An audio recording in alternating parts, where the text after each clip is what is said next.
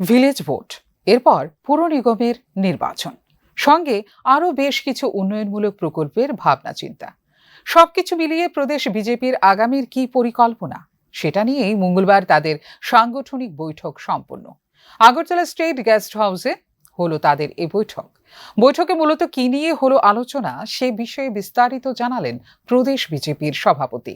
মূলত সাংগঠনিক বিষয়, আপনাদের ভিসি ইলেকশন আসছে আমাদের, প্লাস আমাদের নগর পঞ্চায়েত, মিউনিসিপ্যাল কাউন্সিল, কর্পোরেশনের ইলেকশন আসছে। তো সমস্ত নেতৃত্ব নিয়ে আলোচনা হবে কিভাবে কি করা যায়, আগামী দিন পার্টিকে শক্তিশালী করতে গেলে যা যা প্রয়োজন এগুলো নিয়ে আলোচনা হবে এবং ভিসি ইলেকশনের প্রতি আমাদের নজর থাকবে। দিল্লির নির্দেশে চলে রাজ্যের বিজেপি দল, কাজেই দিল্লির নির্দেশেই শেষ কথা বলে জানালেন প্রদেশ বিজেপির সভাপতি এদিন। আমরা তো সর্বভারতীয় দল, তো আমাদের সবটাই দিল্লি থেকে নির্ধারিত হয়।